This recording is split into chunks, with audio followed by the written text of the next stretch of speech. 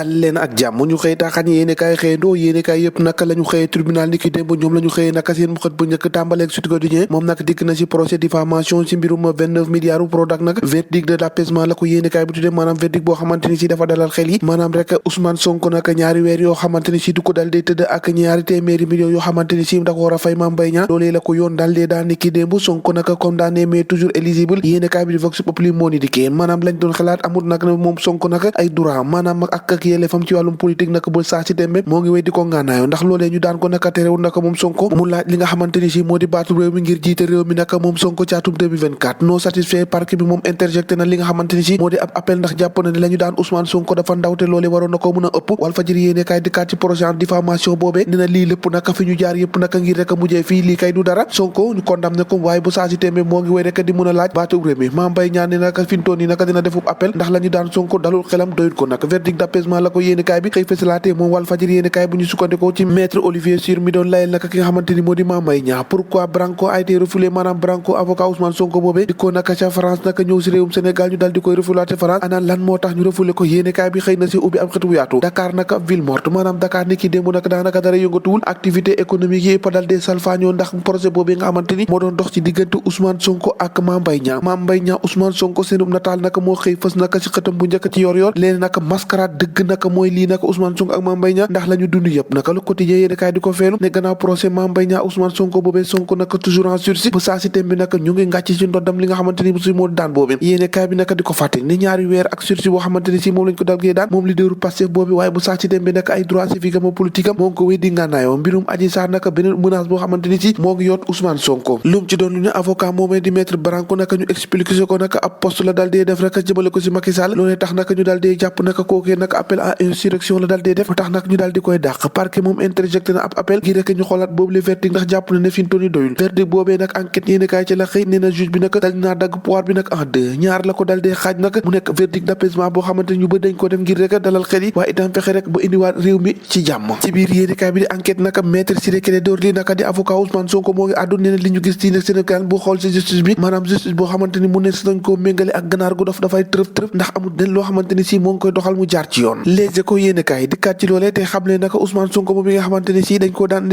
ñaari weer nag nee na juge bu bees boobu moom la mu opéré verdict d'apaisement maanaam loo xamante ni si dafay dalal xel yi waaye naka le procureur de la république nee na naka daan boobee nga xamante moom la ñu daan Ousmane Sonko naka doylu ko loolee tax naka mun a rafet def li nga xamante ni si moo di appel si jamono joojee moom ñi nga xamante ni moo di waa Benno Bokk Yaakaar ñoo ngay tàccu Pastef ñoo ngay dénoncé ab simulacre de procès boo xamante ni moom la ñu def waaye itam verdict boo xamante ni si daanaka bu koy xool dafa gàccewu lool ndax la ñu def nag amul leen loo xamante ni si méngoo na ak yoon l'observateur ne yoon la mu def dikki démb moo di rek dafa daal de daan Ousmane Sonko ñaari weer ak ñaari téeméeri millions yoo xamante ni si war na koo fay Sonko nag l'appel à risque nag yéenekaay bi noonu la ko xëy fësale ci xëtam bu njëkk moom l'observateur L'As quotidien di leen feelu ñoom ñëpp nag ne lu ngeen munti wax lu ngeen munti def Ousmane Sonko moom daal nañ koy condamné waaye nag amul leen loo xamante ni yàq na ko ci wàllum droit civique am ak moralam le verdict de la confrontation ou le rançon de la guérilla yéenekaay bi di direct news xëy samp si ab laaj bu yaatu témoin yéenekaay xëy di témoigné te naan procès Mame Mbaye Niang Ousmane Sonko nag Sonko sauf son éligibilité maanaam nag Sonko moo ngi wéy di mun a laaj baatu réew mi ndax lañ ko daanaka terew ko doon candidat ci élection présidentielle yi waaye bés bi le jour naka nee na si loin si pro naka moom Ousmane Sonko naka jegewul soriwul waaye naka yéene kaay bi ne procès Adji Sarr naka beneen marche boo xamante ni moo ngi xaar ki nga xamante ni si moo di Ousmane Sonko ndax loolee itam mun na indi beneen pièce boo xamante ni mun na dal ci leaderu Pastef boobee di Ousmane Sonko l'info yéene kaay ne laataa loolu nag Ousmane Sonko nag dal dinaa rëcc nag ci tër biñ ko naroon tër nag rendi ko maanaam guillotine bi nag Ousmane Sonko échappé na si ndax lañ ko daan naka mënu koo tere laaj li nga xamante ni si moo di baatu réew mi loolee tax nag réew mi quotidien xëy di ko feetu te naan nag verdict d'espoir xel mun naa dal ci li nga xamante ni si moom la ñu daan Ousmane Sonko Tribune yéene kaay ne boobu le verdict naka moom juste kay te da ko dal dee indi rek ngir dalal xel yi waaye itam fexe rek ba indiwaat réew mi si jàmm ndax à honneur de 200 millions un verdict boo xamante ni dafay sauf Sonko ubbil yéene kaay bi Tribune yéene kaay nee les forces de sécurité naka décapité nañ li nga xamante ni moo di les photos de trouble maanaam ñi nga xamante ni ñoo doon def naka si noonu parquet bi moom nee na dina interjecté ab appel ngir rek ñu dal dee xoolaat boobu le verdict ñu dal dee ngàcc ci ndoddu Ousmane Sonko ndax jarati na ko tàggat yaram yem ci stade yéene kaay nag ak ki nga xamante ni moo di Seck Ndour naka Ciss Elimane ak Boulaye Dia yéene kaay bi ne ay gaynde ngi nii nag ñoom ñëpp nag daanaka booy xool ñoo ngi ci concurrence bu métti